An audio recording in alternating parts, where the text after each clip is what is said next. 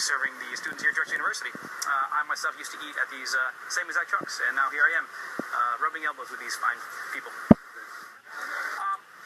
After I graduated in 2002, I wasn't really excited to just go right to work, so what I did was try to look around and see what I can do as far as travel is concerned, because I was a hospitality major. So I signed up for the Peace Corps.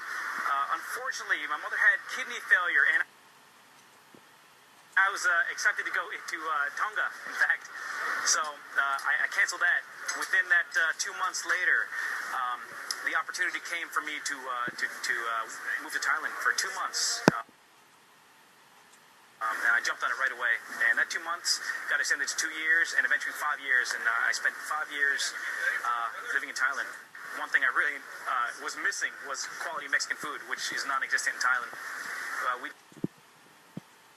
just decided to take Thai ingredients and mix them right into the tortilla format. And here we are. We're very excited. And a lot of the things we did was just we would just have dinner parties, and we would just try to find good protein to fill in. And we started with our Thai short rib tacos and our chicken satay tacos, and it just sort of took off from there. So you're a Drexel alumni. Why did you choose to bring your truck back here? Nothing better than providing the students with some brand food. I lived off this food, and it was really hard to just sit down and eat when you're cramming and you're trying to get all your work done. Honestly, man, street food is like a real big part of the culture here. Drexel, and I'm just real happy and honored to be part of the whole thing here. What about the dishes, the way you prepare them, the way they're designed? Are they made for the students in any particular way? For the most part, we try to make everything on the go. That's why we think the tacos and burritos are really good to shoot out there. We do have a couple rice platters, but a lot of times people want to wrap those up in burritos, and if you want to sneak one in the lecture, or if you want to eat one in the back of class if you can.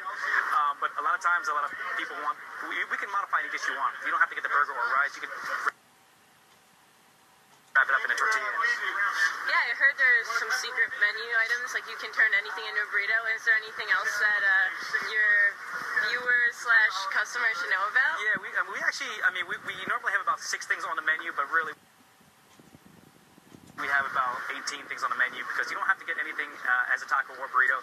You want it as a platter, you can do that. Salad, 2 tacos, a burrito, burger even. It gets messy, but as long as you eat it, we'll make it. What about your 2 classic sauces, the red sauce and the green sauce, as I like to call them? Can you tell us a little bit more about those? Yeah, those are our original sauces, and actually those sauces are like one of the main reasons why we decided to come out here and do this. The green sauce was a sauce that my wife came up with, and it's just something we just changed the texture on it, and we made it able to squeeze through a squeeze bottle.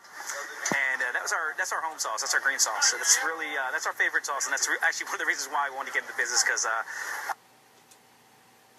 I guess our next step would be try to get that in an actual bottle. The spicy mayo is just it's something easy. It goes with everything. You want it on. Some people just get salad and just the mayo only, and I'm like, wow. Yeah.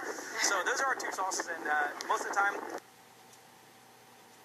the students have something called ball style, which is like both sauces are all sauces we have on the truck. So it's kind of crazy, but I guess calories aren't a big thing when you're running around and it's just like, give me every sauce on the truck. Super sauce. Yep. Yeah.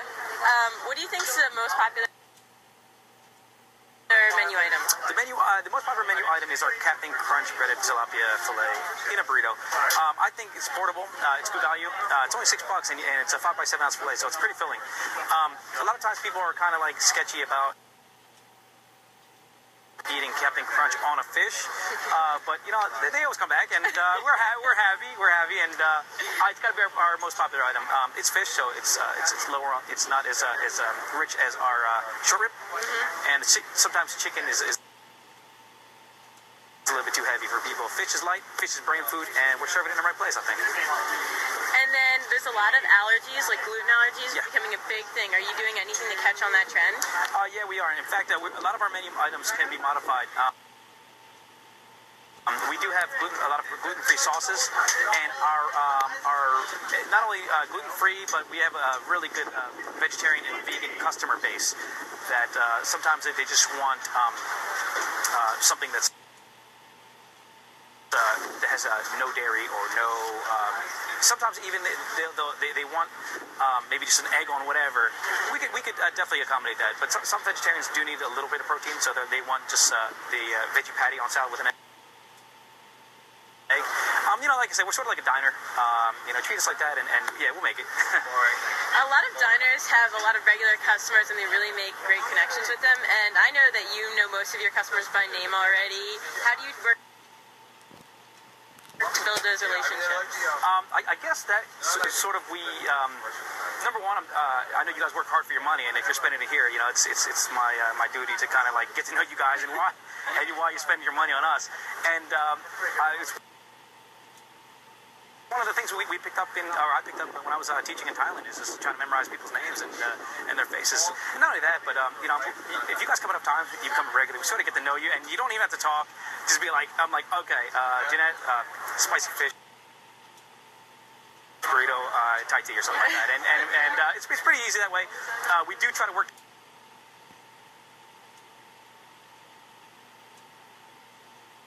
towards efficiency, and the less time I spend like writing down your whole order, the faster it would be to get that ticket up on there so they can get it moving. So I really do try to get you guys in and out as fast as possible. Although we love the conversation. I know you guys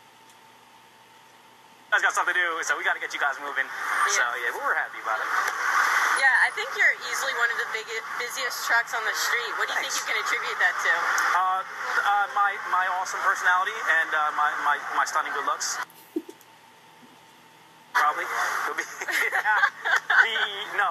In all honesty, I think we just try to relate, and we're I guess on the younger end of the food truck age scale, and a lot of things we do share in common with our customers. We have a lot of musical tastes that are similar. A lot of times, like, hey, there's a show over at the Blockley. Let's and I get invited for drinks over at World Cafe a lot, and one thing I really do enjoy too is the exchange of culture that I get, because there's so many different kinds of people at the truck, and sometimes people bring us food to eat and try. Yeah. So that's so cool. Awesome. Yeah. So I'm happy about that. Today I'm going to interview Mart and see what kind of things they have going on. Hi, my name is Marty Lieberman. I graduated Drexel University in 2011 with a degree in corporate communications and public relations. I then went on to study fashion and work in the fashion industry at a corporate company in Philadelphia. When I realized that was not for me, I landed here, which is my commissary in Bridesburg, Philadelphia. I cook and prepare all the food for my food truck, Mart. It's Philly's first and only mac and cheese food truck, where we host a variety of 57 mac and cheeses. So what we're first going to make is I'm going to show you my original mac and cheese, which is 7 cheeses. And if I told you them, I'd have to kill you. But this is our Mart's mac, and it's our classic mac and cheese. And then on top, we put our mix of potato chips, fried garlic, Parmesan cheese, and panko breadcrumbs. So because we don't have a baked mac and cheese, we like to give people a little bit of crunch on top of all that gooiness. So this is the Mart's mac. So next we are going to make what we call our brat mac, which is bacon, ranch, and tomatoes.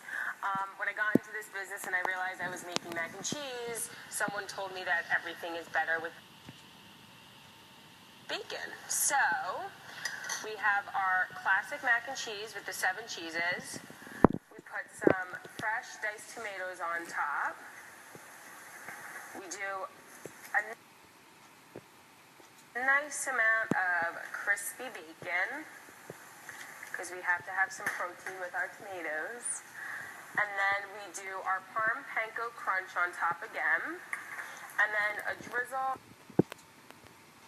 of our homemade buttermilk ranch. That is one of our best sellers. So why mac and cheese?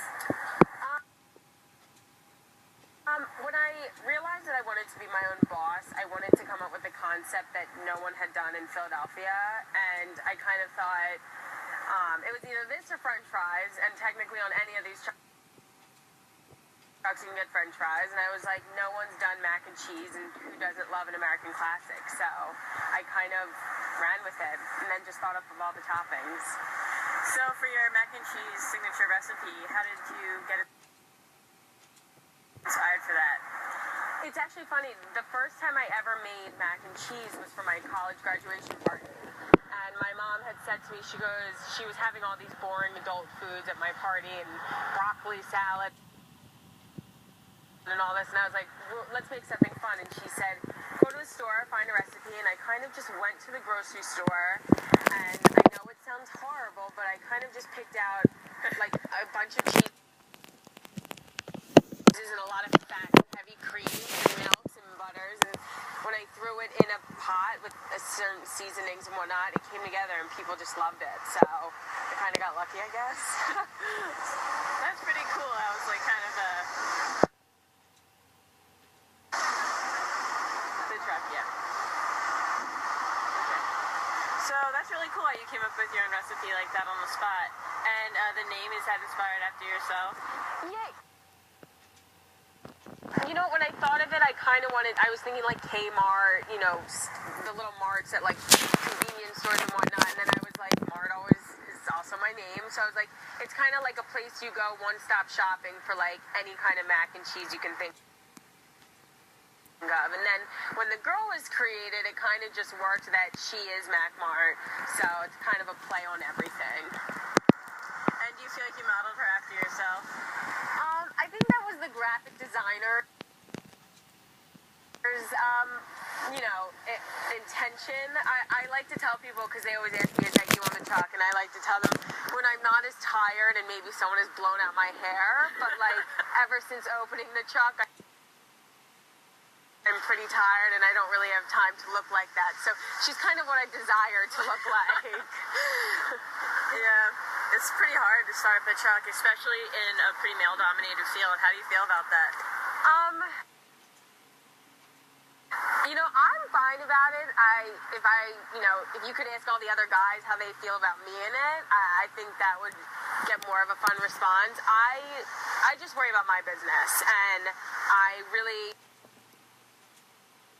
want to put out a product that people love. And so, you know, at first it was a little difficult coming in and having all these guys kind of look down on me and kind of think that, you know, I'm just some 22-year-old who